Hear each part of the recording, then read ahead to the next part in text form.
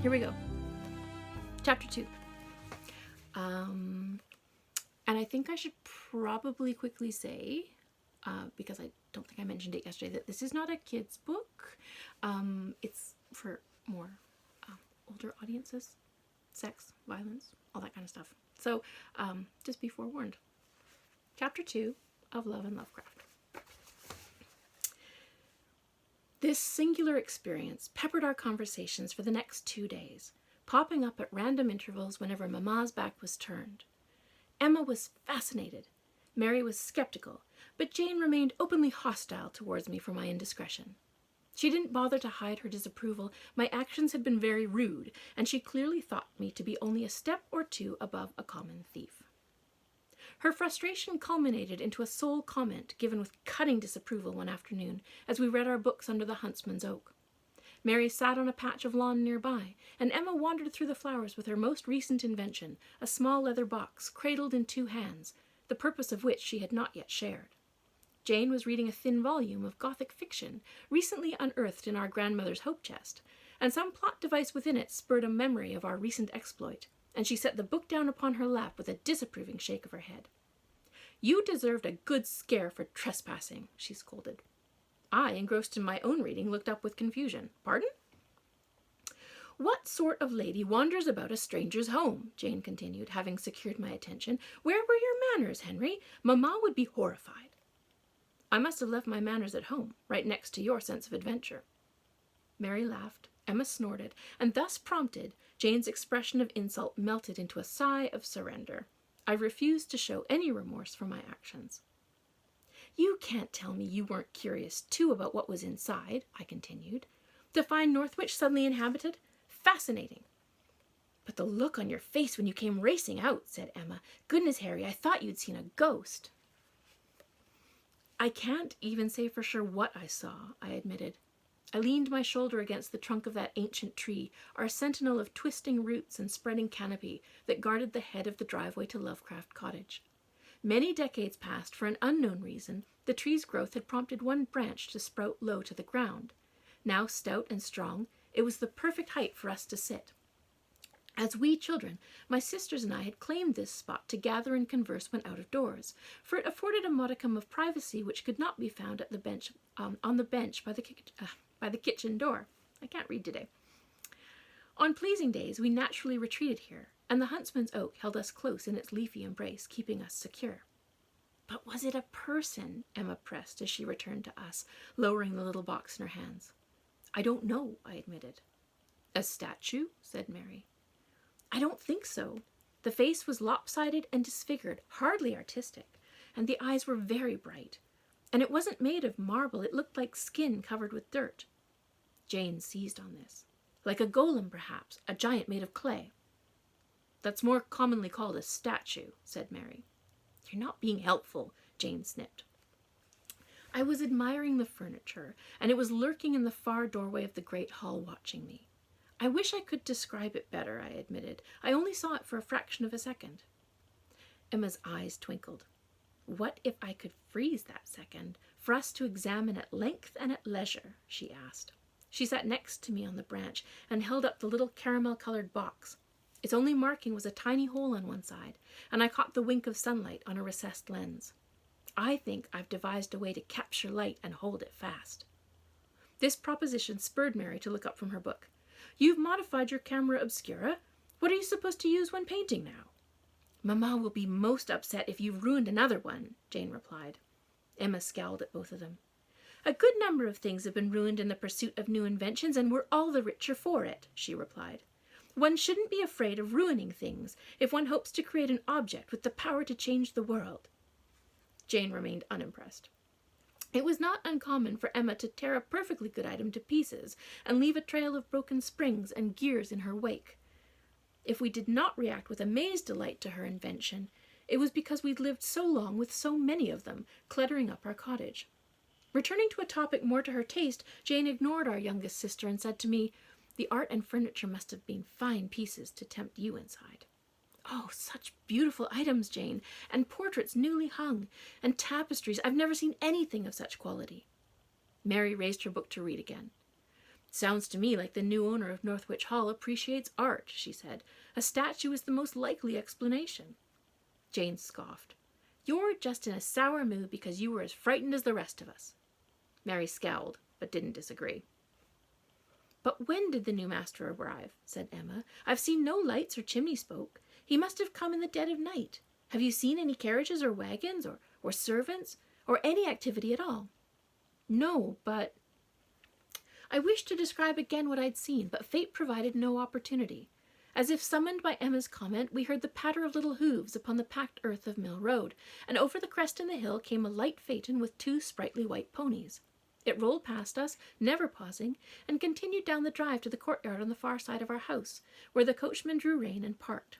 We caught the lilting call of our mother's voice upon the cool air, and saw Mamma standing on the paving stones before the front door, waving one hand over her head towards us, and gesturing to the carriage with shivering enthusiasm.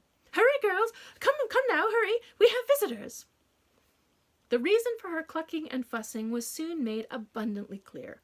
2 young men in fine suits stepped from the carriage, followed immediately by a matronly woman in bonnet and fur cape, her silver hair in ringlets and blue bows. I recognized her at once. Mrs. Darling, I said, forcing a smile, how very delightful to see you. But Mrs. Casilda Darling looked right past me, for she had eyes only for Jane. A woman of lesser rank might be more subtle in her appreciations, but Mrs. Darling lacked delicacy in all things, from the heavy set of her features to the width of her hips to the manner of her conversation. She wore layers upon layers of fine silk skirts and cashmere shawls, which were meant to impart an aura of decadence, but really only added to her bulk. What a beauty you've become, Miss Jane. Isn't she quite lovely, boys? She crooned. Mrs. Darling possessed a particular drawl, steady and stately, that gave the impression of wealth and breeding, but also hid her constant judgment, endless scheming, and slow wit. She gestured to the young men. Please, let me introduce you to my nephews, Frederick and George. They have come up from Bath to stay with us. Freddie, George, these are the Lovecraft girls. Jane, Mary, Emma, and Harriet. Most certainly my name was said with just a hint of vinegar. Frederick Darling stepped forward and pressed a kiss to the top of Jane's hand. He was very tall and very confident, with perfectly coiffed black mutton chops that framed his face. He had a narrow nose that spoke of regal heritage, and when he smiled he showed 2 long rows of straight, gleaming teeth. This was a young man who had been assured on many occasions of his comeliness and desirability, and he dared not deny any young woman the enviable pleasure of his company. To do so would be cruel. The second man, George Darling, was not as graceful or elegant, and fumbled as he bowed to my mother.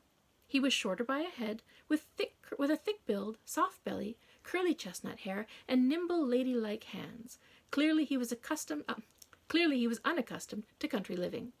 I don't think he'd ever picked up an axe or drawn water from a well, and he'd certainly never weeded a garden. How lovely to make your acquaintance, Frederick said to Jane in a voice that was low and dusky and, frankly, a little overdramatic. Mamma ushered us into the afternoon parlor, where the warm light would be most pleasing on Jane's features, and we each took our seats around the room. Mrs. Darling claimed pride of place on the couch.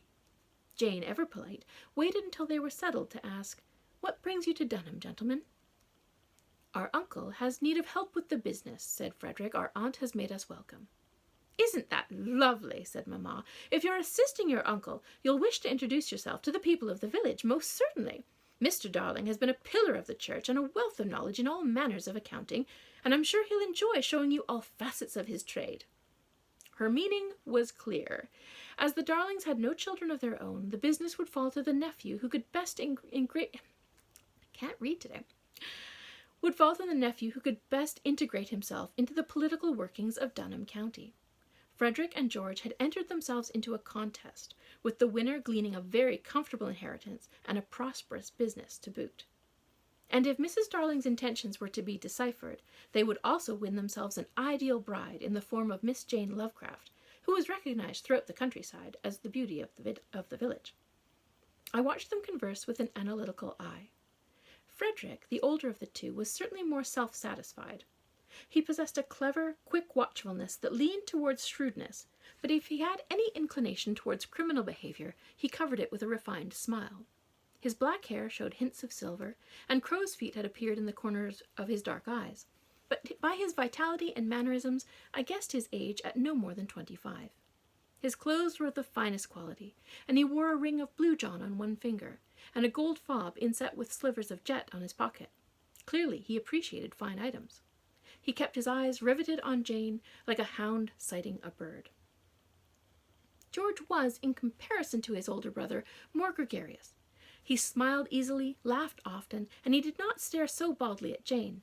Instead, he made it a habit to transfer his gaze from girl to girl, addressing each of us in turn with silly, frivolous questions about dresses and lace, gushing about his most recent tour to the North Country, and casting a few barbed remarks in the direction of his sibling.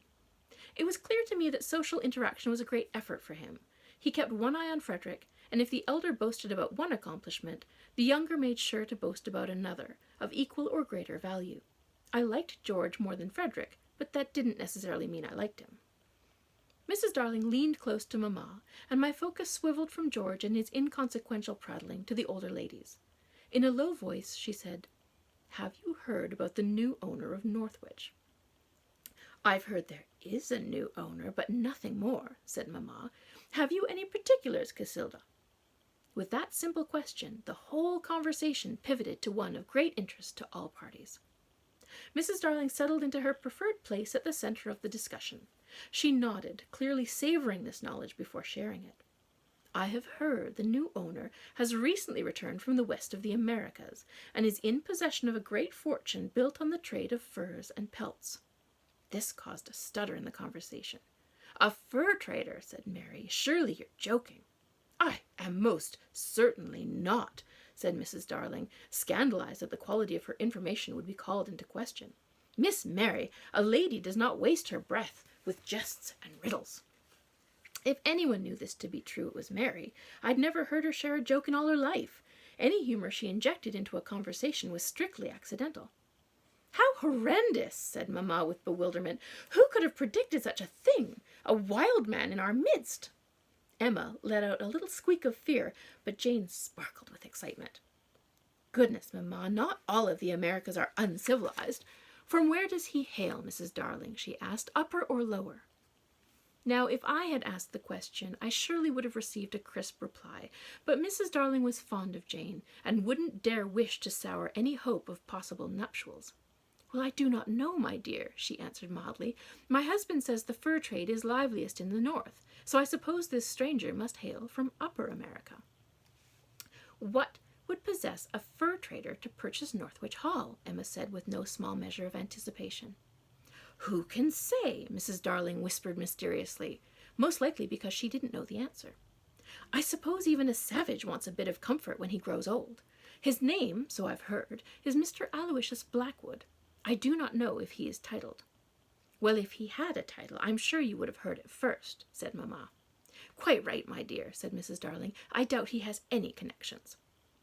"But he must be immensely wealthy," said Emma. Mary leaned forward. "Have you seen him?" "No," said Mrs. Darling, "but Mrs. Runkle has provided a description. She claims he looks quite banal, all things considered, and even a bit on the ugly side. Skinny as a lamp-post, I think she said, with a face like a haddock." "Oh, that Mrs. Runkle, what a terrible thing to say," laughed Mamma, clapping her hands together. "She's perfectly awful." "Well, she's gone quite senile, you know," Mrs. Darling continued. "We can no longer trust her to deliver the correct mail to the right person. Why, only last week she gave a parcel meant for Mrs. Rabbit to young Miss Eleanor Cripplegate. Can you imagine making such an error? Those two are on opposite ends of the spectrum, and I dare say Miss Cripplegate was quite distressed at the implication that she's no better than a baker's wife. No, if Mrs. Runkle keeps muddling names, I predict we'll need a new postmistress by the end of next year, but I don't know who." "Miss Chowder?" said Mamma, but this earned a vigorous snort. "Oh, I should think not. Miss Chowder is engaged to Mr. Peel of Upper Watley, and she will be married by then and quite unavailable for the position. I've heard Miss Winterbottom may soon be engaged as well, to Mr. Crumpsall, but that is not yet common knowledge, so one must be careful to whom one tells it. There are so few unwed young women in the county, and as we all know, a wedded woman is much too busy with the running of her household to work outside the home." She arched one plucked brow in my direction. "Perhaps you would be interested, Miss Harriet. You have no greater responsibilities." I have the village library, I replied, aghast. Mrs. Darling was unimpressed. No one would miss it, I'm sure. To her nephews, she said, a woman should not waste her time in reading fictions and fantasies. It only excites the blood. No good comes of it. Returning to me, she added, at least as postmistress, you'd have a useful function, rather than continue to be a burden on your poor, aging parents. She turned to my mother. There is no more pathetic tragedy than a lingering child, my dear Mrs. Lovecraft. You have my sympathies. Spinsterhood is such a disagreeable situation for all concerned. At that moment, it was certainly not reading that excited my blood. I must say, Mrs. Darling, that if you think such a state is disagreeable, then you may take that assumption and put it up. No one will ever pry our lovely Harry from her books, Emma shouted over me. Mary added, she is very devoted to education in all its forms. I opened my mouth to continue my regrettable sentiments, but Jane leapt in to join the conversation. Our father has instilled in us all a fondness for literature, but Harry's love is deepest. Simply put, no mortal man can compete with all the authors of the past for her affections. She cast a pretty smile to both of the Darling men. I'm sure Mrs. Runkle can continue in her position until one of the younger girls is ready. I should dearly love to ask her directly about this strange Mr. Blackwood. I'm sure he's not very entertaining company for a young lady, said Mrs. Darling, and to Mamma she added, I assume a fur trader from the snowbound wilderness would not be accustomed to the busy life of a village. Even sleepy little Dunham must seem very hectic for him. I stole a glance at Jane. She looked positively gleeful.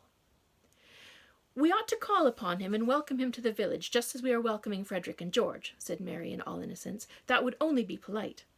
Mamma patted Mary's knee. We shall, my little duckling. But let's give him time to adjust. We have Frederick and George here now to amuse us with conversation. Let's ensure that we give them all our full attention. That night, as we readied for sleep, Emma perched at the end of Jane's bed and said with a cheeky grin, Which one of the Darling boys catches your fancy, Jane? And Jane, who was brushing her hair by the mirror, scoffed. Neither, thank you very much, she replied. I shall never be a Darling. Jane and I shared a room on one side of the hall, and Mary and Emma shared a room on the other. Their window overlooked the road and the Huntsman's Oak, while our room had a wide view of the back garden, the stone wall, the parklands, and the distant hulk of Northwich Hall.